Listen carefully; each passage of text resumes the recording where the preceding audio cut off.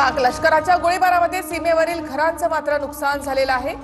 सीमेवरील घरांमध्ये पाकिस्तानी शेलिंगचे तुकडे आढळले। पाकिस्तानकडून नागरी वस्त्यांना टार्गेट केलं जातंय। शेलिंगचे तुकडे या ठिकाणी आपल्या घरांमध्ये भारताला सीमावर्ती भागात लागून असलेल्या घरांमध्ये आलेले आहेत। मोठं नुकसान या घरांचं सीमावर्ती भागातल्या झालेलं आहे। पाकच्या हल्ल्यात भारतीय लष्कराकडून मात्र जोरदार प्रत्युत्तर या हल्ल्यांना दिलं जात आहे।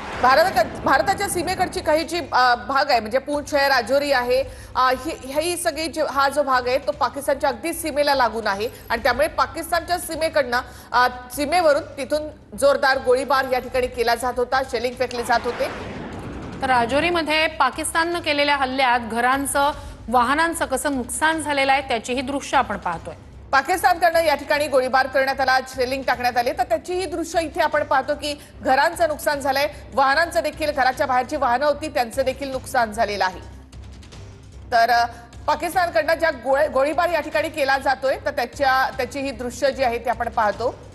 मॉर्टर डागले जातात, शेलिंगचा हल्ला केला जातो, शेलिंगमुळे जे नुकसान झालेलं आहे ते ही दृश्य आपण पाहतोय। वाहनांचं, ट्रॅक्टरचं नुकसान, घरांचं नुकसान या सीमावर्ती भागात झालेलं आहे। तर सीमावर्ती भागात पूंछ असेल, राजौरी असेल या भागांमध्ये पाकिस्तानकडून हल्ले केले जातात, तोफांचा मारा केला जातोय, त्यानंतर मॉर्टर डागले जात आहेत आणि त्यातल्या शेलिंगमुळे जे त्या ठिकाणी वाहनांचं असेल, घरांचं जे नुकसान झालेलं आहे ते या ठिकाणी आपण दृश्यांमध्ये पाहतोय।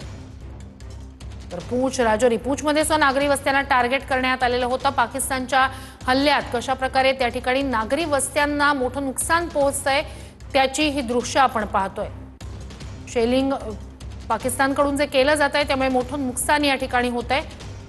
ही दृश्य आपण राजौरी परिसरातली पाहतोय। वाहनांचं असेल, ट्रॅक्टर्सचं असेल, घरांचं असेल, मोठं नुकसान या ठिकाणी पाकिस्तानच्या हल्ल्यात सीमावर्ती भागात होतंय। अर्थात त्याला सडेतोड प्रत्युत्तर भारतीय लष्कराकडून सुद्धा दिलं जात आहे। पाकिस्ताननं ही जी काल गोळीबार केलेला होता तर त्याच्यामध्ये हे नुकसान झालेलं आहे। सकाळी या सगळ्याचा आढावा घेतला जातोय। तर वाहनं जी आहेत, वाहनांचं देखील यामध्ये नुकसान झालंय, घरांचं नुकसान या ठिकाणी झालेलं आहे। पाकिस्तानकडनं गोळीबार होत असताना इथे पूर्णतः ब्लॅकआउट करण्यात आलेलं होतं।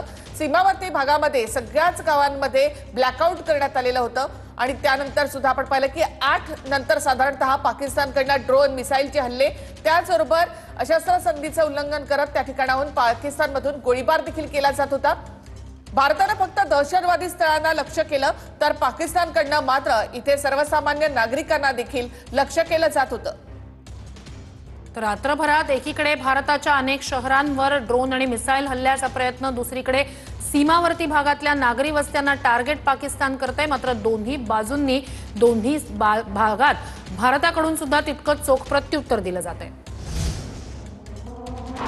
भारतानं केलेल्या कारवाईमध्ये कंगाल पाकिस्तानचं मोठं नुकसान झालेलं आहे।